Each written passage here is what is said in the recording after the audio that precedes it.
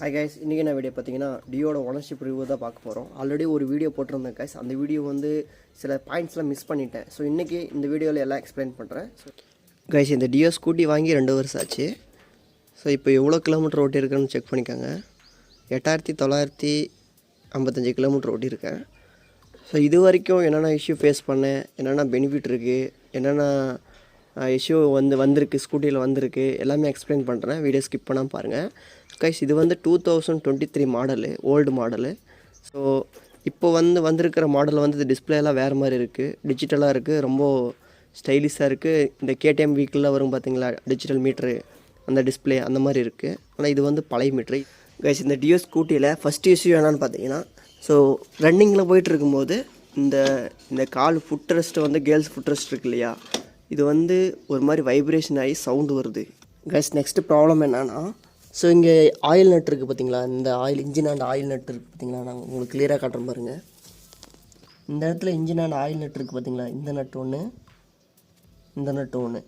இது வந்து ஒரு 2வது சர்வீஸ்லேயே இது வந்து த்ரெட்டு போச்சு.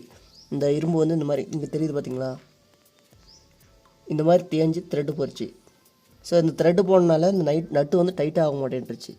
அப்புறம் நெக்ஸ்ட்டு இந்த உள்ளே வந்து த்ரெட்டு கழட்டிட்டு த்ரெட்டு மாற்றினதுக்கப்புறம் தான் டைட் ஆச்சு. ஸோ இந்த மாதிரி ப்ராப்ளம் வந்து இஷ்யூ ஆகுது. அப்புறம் இந்த இடத்துல எல்லாம் லைட்டாக அடியானாலும் கூட இந்த மாதிரி தேஞ்சு போயிடுது. ஸோ இது ஒரு ப்ராப்ளம் கைஸ். இங்கே தெரியுது பார்த்தீங்களா, ஸோ இந்த மாதிரி தேஞ்சிருது. அப்புறம் அடியில் கூட இந்த மாதிரி இங்கே வரும் கைஸ், இந்த மாதிரி தேஞ்சிருது. ஓகே கைஸ், இப்போ எவ்வளோ கிலோமீட்டர் ஓடி இருக்குது, எவ்வளோ கிலோமீட்டர் நான் ட்ராவல் பண்ணியிருக்கேன், இப்போ எவ்வளோ கிலோமீட்டர் மைலேஜ் கொடுக்குது, ரேஞ்ச் எவ்வளோ, ஆவரேஜ் மைலேஜ் கிலோமீட்டர் எவ்வளோ எல்லாம் பார்க்கலாம். ஆல்ரெடி உங்களுக்கு சொல்லியிருக்கேன் 8955 கிலோமீட்டர் ஓட்டியிருக்கேன் அப்படின்னு. So next trip normal reset பண்ணுறது, அது பிரச்சனை இல்லை கைஸ். ஆவரேஜ் கிலோமீட்டர் வந்து 56 கொடுக்குதுன்னு காட்டியிருக்கு, 56.9 காட்டியிருக்கு. ஸோ எனக்கு வந்து ஒரு 45 அந்த மாதிரி கிலோமீட்டர் மைலேஜ் கொடுக்குது. 45 எக்ஸாக்டாக கரெக்டாக எனக்கு செக் பண்ணல. ஸோ மைலேஜ் வீடியோ கூட ஒரு வீடியோ போடலாம், பிரச்சனை இல்லை. நெக்ஸ்ட்டு வந்து ரேஞ்சு வந்து 88 கிலோமீட்டர் ஓட்டியிருக்கேன். மற்றபடி எனக்கு கிலோமீட்டர் வைஸ் படி ஒரு 45-46 என்னமோ கொடுக்குன்னு நினைக்கிறேன் கைஸ். ஒரு மைலேஜ் வீடியோ கூட நான் ட்ரை பண்ணுறேன், கமெண்ட் பண்ணுங்கள். மற்றபடி இந்த ஸ்கூட்டியில் எந்த விதமான இஷ்யூ ஃபேஸ் பண்ணல கைஸ், எந்த விதமான ப்ராப்ளமும் வந்து வரல. ஒன்று என்னென்னா, ஒரு 8லேயோ 7லேயோ போகும்போது வண்டி வந்து கியர் வண்டியில் ஃபஸ்ட்டு கீழே போகும்போது ஒரு மாதிரி இழுக்கும் பார்த்தீங்களா, விட்டு இழுக்கும் பார்த்தீங்களா, அந்த மாதிரி விட்டு தூக்கி வைக்குது. ஸோ இதனால் வந்து நார்மலாக ஒரு 8 மேட்லாம் போகும்போது பயமாக இருக்குது கைஸ், வீலிங் ஆயிருமோ அப்படின்னு பயமாக இருக்குது. மற்றபடி எந்த விதமான ப்ராப்ளமும் இது இந்த ஸ்கூட்டியில் கிடையாது. நெக்ஸ்ட்டு கைஸ், சர்வீஸ்னு வரும்போது நம்ம டேட் வைஸ் படி கரெக்டாக சர்வீஸ் பண்ணணும். கிலோமீட்டர் வைஸ் பண்ணி நீங்கள் கரெக்டாக பண்ணலினாலுமே டேட் வைஸ் பண்ணி நீங்கள் கரெக்டாக சர்வீஸ் பண்ணணும். ஏன்னா இந்த மாதிரி நீங்கள் பண்ணுறதுனால உங்களுடைய ஸ்கூட்டியோட மைலேஜ் இந்த மாதிரி ப்ராப்ளம் கொஞ்சம் சால்வ் ஆகும் கைஸ். நெக்ஸ்ட் என்ன இஷ்யூ பார்த்தீங்கன்னா, இந்த ஃபியூல் கப் இருக்குது பார்த்தீங்களா, இந்த கேப்பு வந்து சரியாக லாக் ஆகாது.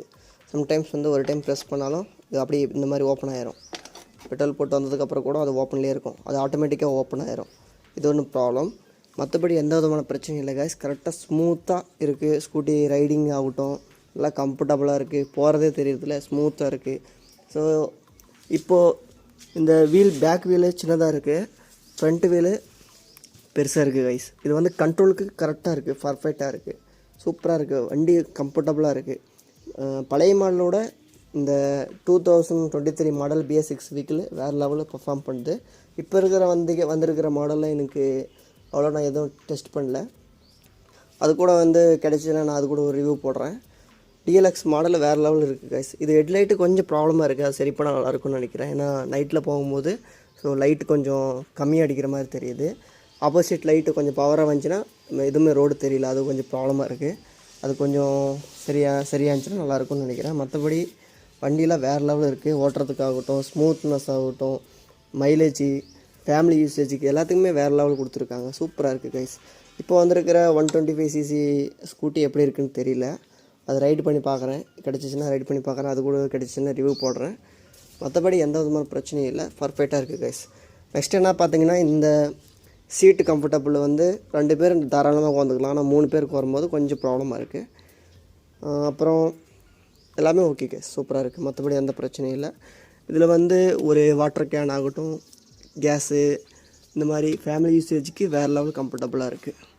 மற்றபடி எந்த பிரச்சனையும் இல்லை. ஸோ வெஹிக்கிள் மைலேஜ்லேருந்து எல்லாமே பர்ஃபார்மன்ஸ்லேருந்து 3 பேர்னாலும் 3 பேர்னாலும் உட்கார வச்சு உட்காந்துக்கிட்டால் கூட எவ்வளோ பெரிய மேடு இருந்தாலும் எந்த ஒரு ரிஸ்க் இல்லாமல், எந்த ஒரு பிரச்சனையும் இல்லாமல் நல்லா தாராளமாகவே ஏறுது கைஸ்.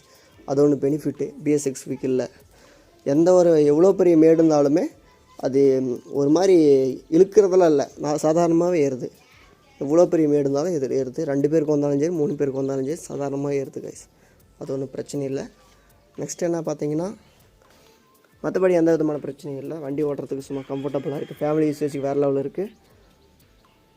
எந்த இஷ்யூ இல்லை கைஸ். மற்றபடி எந்த ப்ராப்ளமும் இல்லை. ஏன்னா 2 வருஷம் ஆச்சு நான் வண்டி வாங்கி. ஸோ எந்த விதமான பிரச்சனையும் ஃபேஸ் பண்ணல. உங்களுக்கு ஏதோ ஒன்று ஒப்பீனியன்ஸ் இருந்தால் கமெண்ட் சொல்லுங்கள், நான் கண்டிப்பாக நான் ரிப்ளை பண்ணுவேன். சீட்டு பார்த்தீங்கன்னா ஒரு ஆஃப் சைஸ் ஹெல்மெட் வைக்கலாம். ஃபுல் சைஸ் ஹெல்மெட் வைக்க முடியாது, ஆஃப் சைஸ் ஹெல்மெட் தான் வைக்க முடியும்.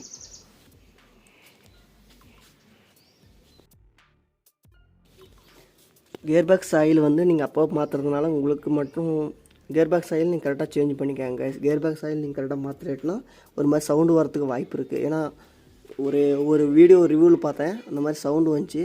அதை செக் பண்ணி பார்த்ததில் வந்து மழை தண்ணி உள்ளே போய் கியர்பாக்ஸ் ஆயிலில் ஒரு மாதிரி சவுண்டு வந்துட்டு இருந்துச்சு. ஸோ அதுலேயே தெரிஞ்சது கியர்பாக்ஸ் ஆயில் கரெக்டாக மெயின்டைன் பண்ணணுன்னு. ஸோ கரெக்டாக கியர்பாக்ஸ் ஆயில் கரெக்டாக மெயின்டைன் பண்ணுங்கள். ஒரு சில பேர் என்ன பண்ணுவாங்கன்னா ஆயில் மாற்றுவாங்க, ஏர் ஃபில்டர் மாற்றுவாங்க, கியர்பாக்ஸ் ஆயில் அப்படியே விட்டுருவாங்க. ஸோ நீங்கள் கரெக்டாக கியர்பாக்ஸ் ஆயில் மாற்றினீங்கன்னா உங்களுக்கு வண்டி பர்ஃபார்மன்ஸ் ஆகட்டும், ஸ்மூத்னஸ் ஆகட்டும் கரெக்டாக மெயின்டைன் ஆகும், பர்ஃபெக்டாக இருக்கும். கியர்பாக்ஸ் ஆயில் கரெக்டாக செக் பண்ணி மாற்றிக்கோங்க. டியோ ஸ்கூட்டி டீலக்ஸில் கண்டிப்பாக எந்த விதமான பிரச்சனை வந்து பெருசாக எதுவும் வரதில்லை. ஸோ வண்டி வந்து வாங்கினதுக்கப்புறம் நீங்கள் கண்டிப்பாக நீங்களே கமெண்டில் சொல்லுங்கள். கண்டிப்பாக ஒர்த் ஆஃப் மணி, வேறு லெவலில் பர்ஃபார்ம் பண்ணுது, வேறு லெவல் கம்ஃபர்டபுளாக இருக்குது. நீங்கள் ஏதோ சின்ன பிரச்சனை வந்தாலும் நார்மலாகவே எல்லா வெஹிக்கிள்லையும் சின்ன பிரச்சனை வரும். ஆனால் இது அந்தளவுக்கு பெரிய பிரச்சனைலாம் எதுவும் வைக்கல. சின்ன பிரச்சனை வருது, அது சால்வ் பண்ணிக்கலாம், அதெல்லாம் பிரச்சனை இல்லை. கொஞ்சம் பக்குவமாக ஹேண்டில் பண்ணால் கரெக்டாக எந்த விதமான ப்ராப்ளம் வந்து பெருசெல்லாம் வராது. மற்றபடி மைலேஜ், கம்ஃபர்டபுள், ஸ்மூத்னஸ்ஸு எல்லாத்துலேயுமே சூப்பராக இருக்குது கைஸ். எந்த விதமான சென்சார் கம்ப்ளைண்ட்டும் வந்ததில்லை, எந்த விதமான மைலேஜ் ப்ராப்ளம் வந்ததில்லை. டயர் பஞ்சரை கூட கரெக்டாக டயரை வந்து கம்பெனி சைட்லேருந்து ப்ரொவைட் பண்ணுற டயர் கூட எல்லாம் குவாலிட்டியாக சூப்பராக இருக்குது கைஸ். வேறு லெவல் பர்ஃபார்ம் பண்ணுது, வேறு லெவல் ஸ்மூத்னஸ் இருக்குது, வேறு லெவலில் பெனிஃபிட் இருக்குது. வாங்குறதுனால கண்டிப்பாக லாங் கூட வந்து 100 கிலோமீட்டர் வரைக்கும் நான் ஸ்டாப் பண்ணாமலே போயிருக்கேன். எந்த விதமான பிரச்சனையும் ஃபேஸ் பண்ணதில்லை. ரொம்ப லாங்கில் அதிகமாக ட்ராவல் பண்ணியிருக்கிறேன். 100 கிலோமீட்டர் வரைக்கும் நான் ஸ்டாப்பாக போயிருக்கிறேன். ரொம்ப தூரம் போயிருக்குங்க. அதனால் எந்த விதமான பிரச்சனையும் நான் ஃபேஸ் பண்ண கிடையாது. கண்டிப்பாக நீங்கள் வாங்கினீங்கன்னா ஒர்த் ஆஃப் மணி, வேறு லெவல் பர்ஃபார்ம் பண்ணுது. ஏதோ சின்ன பிரச்சனை இருக்குது, அந்த பிரச்சனை வந்து நீங்கள் அப்பப்போ வந்து நீங்கள் மெக்கானிக் ஷாப்பில் நீங்கள் காட்டி ரெடி பண்ணிக்கிட்டீங்கன்னா மற்றபடி எந்த விதமான பிரச்சனையும் வராது கைஸ். கண்டிப்பாக ஒர்த் ஆஃப் மணி கைஸ்.